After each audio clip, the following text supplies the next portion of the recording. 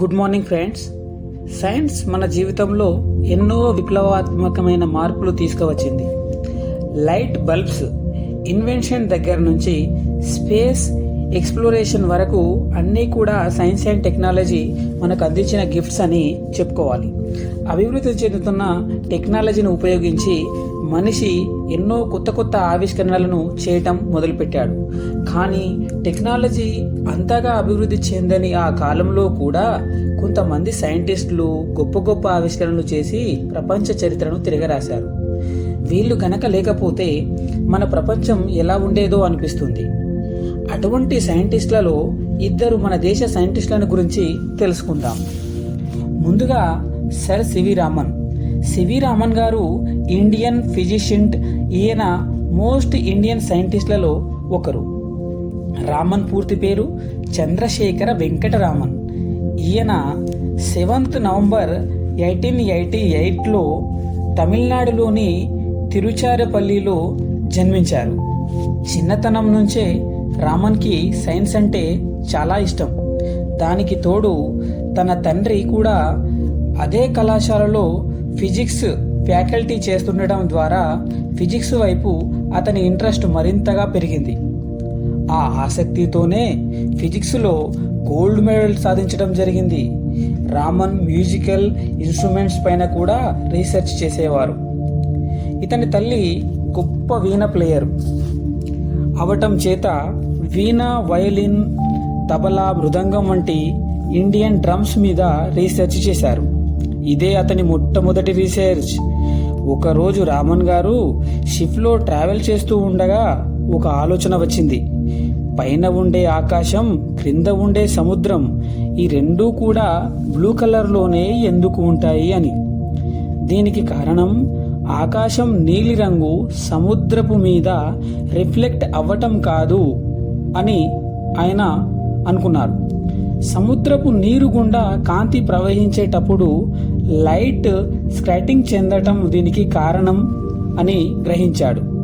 దీని తర్వాత వెంటనే అతని రీసెర్చ్ని శబ్దం నుంచి కాంతి వైపు షిఫ్ట్ చేశాడు.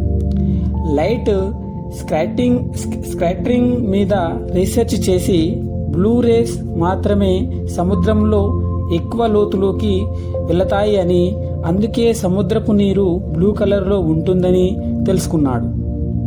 అంతేకాకుండా ఒక వస్తువు మీద కాంతి పడుతున్నప్పుడు అది రిఫ్లెక్ట్ అవుతుందని, దానివల్లే అది తన గమనాన్ని మార్చుకుంటుందని రామన్ తన సిద్ధాంతాల ద్వారా రుజువు చేశారు. దీనినే రామన్ ఎఫెక్ట్ అని కూడా పిలిచేవారు. 1928 ఫిబ్రవరి 28వ తారీఖున రామన్ తొలిసారిగా రామన్ ఎఫెక్ట్ గురించి తెలియజేశారు. ఈయన చేసిన పరిశోధనకు గాను బ్రిటిష్ ప్రభుత్వం 1929లో నైట్హుడ్ అనే బిరుదుతో సత్కరించింది. 1930లో నోబెల్ ప్రైజ్ను అందుకున్నారు.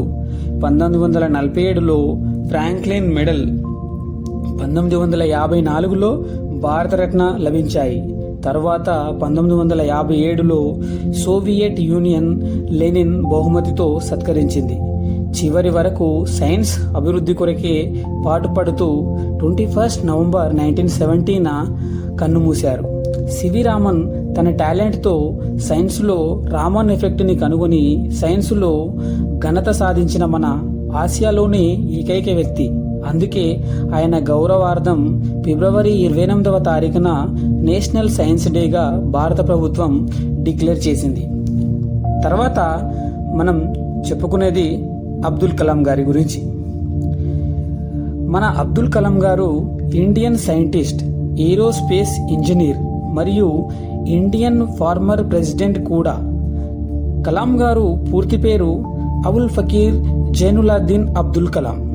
ఈయన అక్టోబర్ 15, 1931 సంవత్సరంలో తమిళనాడు రాష్ట్రంలోని రామేశ్వరంలో జన్మించారు.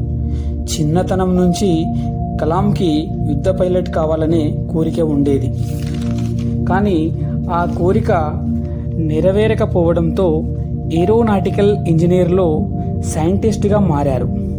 ఇండియాలో ఒలిస్టిక్ మిసైల్ మరియు న్యూక్లియర్ వార్ మిసైల్ డెవలప్మెంట్లో కీలక పాత్రను పోషించారు. అందుకే ఈయనను ఇండియన్ మిసైల్ మ్యాన్ అని అంటారు. కలాం ఇండియన్ ఆర్మీ కోసం ఒక చిన్న హెలికాప్టర్ని డిజైన్ చేయడం ద్వారా తన కెరీర్ని ప్రారంభించారు. తర్వాత పాపులర్ సైన్స్ సైంటిస్ట్ మరియు ఇస్రో ఫౌండర్ అయిన విక్రమ్ సారాభాయ్ ఆధ్వర్యంలో ఇంకోస్పార్ కమిటీలో చేరారు. ఆ తర్వాత ఇస్రోకి బదిలీ అయ్యారు. 1980లో రోహిణి ఉపగ్రహాన్ని భూకక్షలో విజయవంతంగా మోహరించిన భారతదేశపు మొట్టమొదటి స్వదేశీ ఉపగ్రహపు ప్రయోగ వాహనపు ప్రాజెక్టు డైరెక్టర్గా ఉన్నారు. 1992 జూలై నుండి 1999 డిసెంబర్ వరకు ప్రైమ్ మినిస్టర్ సైంటిఫిక్ అడ్వైజర్గా డిఆర్డిఓ చీఫ్ సెక్రటరీగా పనిచేశారు. 2002 సంవత్సరం నుంచి 2007 వరకు భారతదేశానికి 11వ రాష్ట్రపతిగా కూడా పనిచేశారు. అబ్దుల్ కలాం గారు మొత్తం 40 విశ్వవిద్యాలయాల నుంచి 7 గౌరవ డాక్టరేట్లను మొత్తం పొందారు. ఆయన చేసిన కృషికి భారత ప్రభుత్వం 1981లో పద్మభూషణ్తో పాటు 1990 పద్మ విభూషణ్తో సత్కరించింది. డిఫెన్స్ రంగంలో చేసిన సైంటిఫిక్ రీసెర్చ్కు గాను 1997లో భారతదేశపు అత్యున్నత పురస్కారమైనటువంటి భారతరత్నతో ఆయనను సత్కరించడం జరిగింది. స్పేస్ రిలేటెడ్ ప్రాజెక్ట్స్ని విజయవంతంగా నిర్వహించినందుకు 2013లో అమెరికన్ నేషనల్ స్పేస్ సొసైటీ నుంచి 1 బ్రాండ్ అవార్డుని అందుకున్నారు.